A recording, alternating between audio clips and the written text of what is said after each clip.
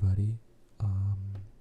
This is my first video on this channel, and I really hope that you guys enjoy it. This is ASMR Marxist, and I'm going to be making a video a video series on Karl Marx's Capital.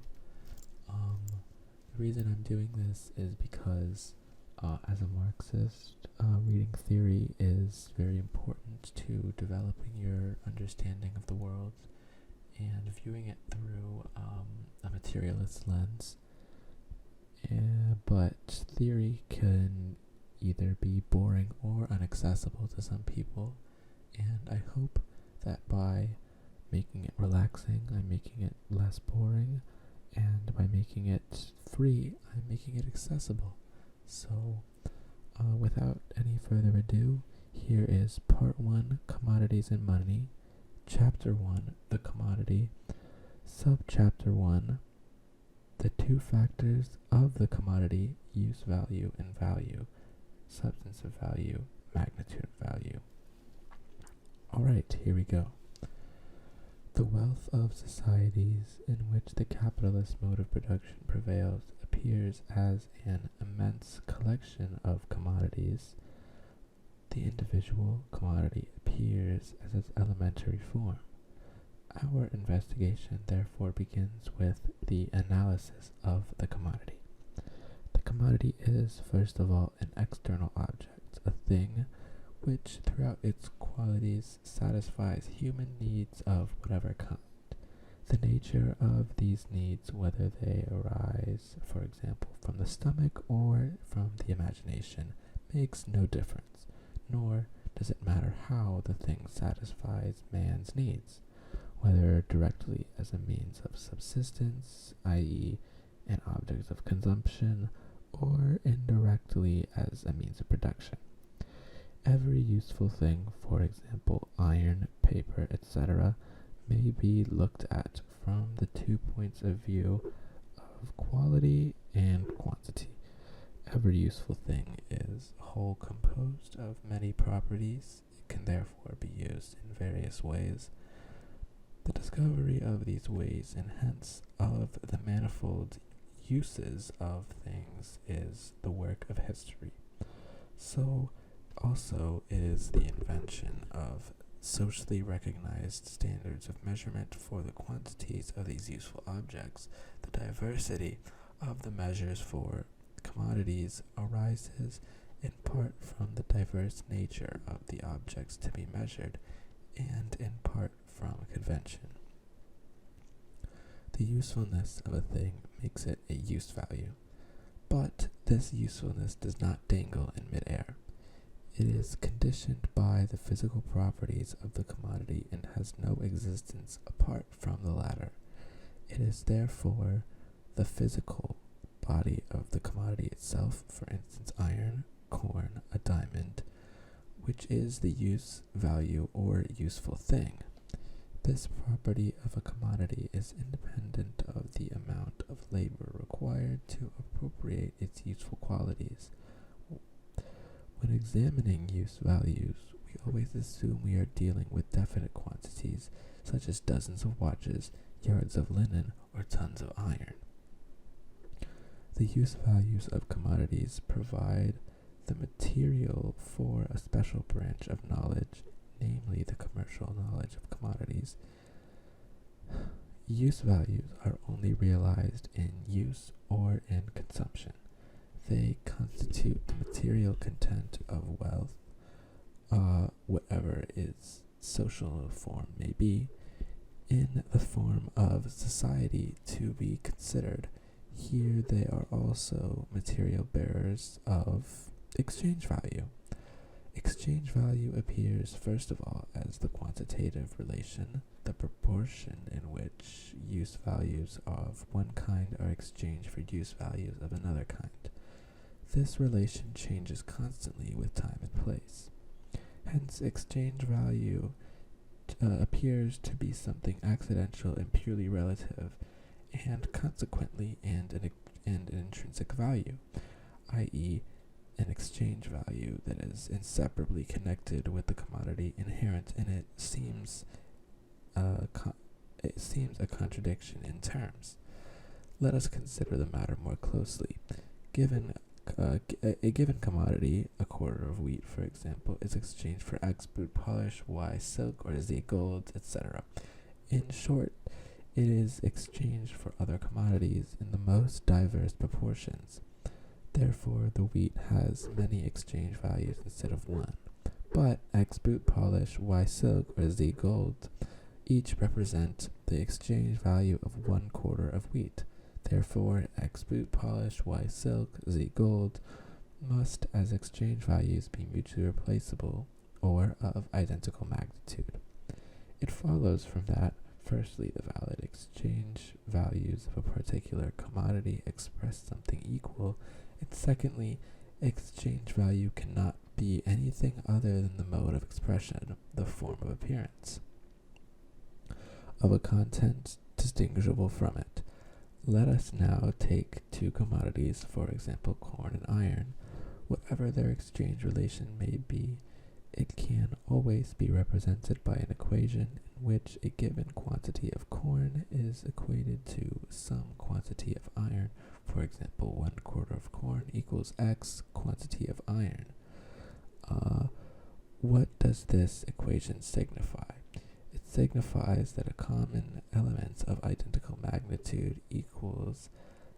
It signifies that a common element of identical magnitude exists in two different things, in 1/4 of corn and similarly in X pounds of iron. Both are therefore equal to a third thing, which in itself is neither the one nor the other. Each of them, so far as it is exchange value, must therefore be reducible to this third thing. A simple geometrical example will illustrate this. In order to determine and compare the areas of all rectilinear figures, we split them into triangles.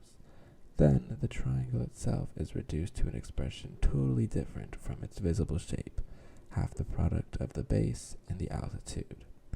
In the same way, the exchange values of commodities must be reduced to a common element of which they represent a greater or a lesser quantity. This common element cannot be geometrical, physical, chemical, or other natural property of commodities. Such properties come into consideration only to the extent that they make the commodities useful, i.e., turn them into those values. But clearly, the exchange relation of commodities is characterized precisely by its abstraction from their use values. Within the exchange relation, one use value is worth just as much as another, provided only that it is present in the appropriate quantity, or, as old Barbon says, one sort of wares are as good as another, if the value be equal. There is no difference or distinction in the things of equal value. 100 pounds worth of lead or iron is as of greater value as 100 pounds worth of silver and gold. As use values, commodities differ above all in quality, while as exchange values they can only differ in quantity, and therefore do not contain an atom of use value. If then we disregard the use value of commodities, only one property remains, that of being the products of labor. But even the product of labor has already been transformed in our hands. If we make the abstraction from its use value, we abstract also from the material constituents and forms which make it a use value. It is no longer a table, a house, a piece of yarn, or any other useful thing. All its sensuous characteristics are extinguished, nor is it any longer the product of the labor or of the joiner, the mason, the spinner, or of any other particular kind of productive labor. With the disappearance of the useful character of the products of labor, the useful character of the kinds of labor embodied in them also disappears. This, in turn, entails the disappearance of the different concrete forms of labor. They can no longer be distinguished, but are altogether reduced to the same kind of labor, human labor in the abstract. Let us now look at the residue of the products of labor. There is nothing left of them in each case but the same phantom-like objectivity. They are merely congealed quantities of homogeneous human labor, i.e. of human labor power expended without regard to the form of its expenditure. All these things now tell us is that human labor power has been expended to produce them. Human labor is accumulated in them. As crystals of this social substance, which is common to them all, they are values, commodity values. We have seen that when commodities are in relations of exchange, their exchange value manifests itself as something totally independent of their use value. But if we abstract from their use value, there remains their value as it has just been defined. The common factor in the exchange relation or in the exchange value of the commodity is therefore its value. The progress of the investigation will lead us back to exchange value as the necessary mode of expression or form of appearance of value. For the present, however, we must consider the nature of value independently of its own form of appearance. A use value or useful article therefore has value only because abstract human layer is objectified or materialized in it. How then is the magnitude of this value to be measured? By the means of quantity of the value-forming substance, the labor combined in the article. This quantity is measured by its duration, and the labor time is itself measured on the particular scale of hours, days, etc. It might seem that if the value of a commodity is determined by the quantity of labor expended to produce it, it would be the more replaceable, the more unskillful and lazy the worker who produced it, because he would need more time to complete the article. However, the labor that forms the substance of value is equal human labor, the expenditure of identical human labor power. The total labor power of society, which is manifested in the values of the world of commodities, counts here as one homogeneous mass of human labor power. Although composed of innumerable different units of labor power, each of these units is the same as any other to the extent that it has the character of a socially average unit of labor power and acts as such, i.e. only needs in order to produce a commodity the labor time which is necessary on average, or in other words, is socially necessary. Socially necessary labor time is the labor time required to produce any use value under the conditions of production normal for a given society with the average degree of skill and intensity of labor prevalent in that society. The introduction of power looms into England, for example, probably reduced by 1/2 the labor required to convert the given quantity of yarn into woven fabric. In order to do this, the English hand loom weaver, in fact, needed the exact same amount of labor time as before, but only the product of his individual hour of labor now only represented half an hour of social labor, and consequently fell to 1/2 its former value. What exclusively determines the magnitude of the value of any kind of article is therefore the amount of labor socially necessary, or the labor time socially necessary for its production. The individual commodity counts here only as an average sample of its kind. Commodities which contain certain equal quantities of labor, or which can be produced at the same time, have therefore the same value. The value of a commodity is related to the value of any other commodity, as the labor time necessary for the production of the one is related to the labor time necessary for the production of the other. as exchange values, all commodities are merely definite quantities of congealed labor time. The value of a commodity would therefore remain constant if the labor time required for its production also remained constant, but the latter changes with every variation in the productivity of labor. This is determined by a wide range of circumstances.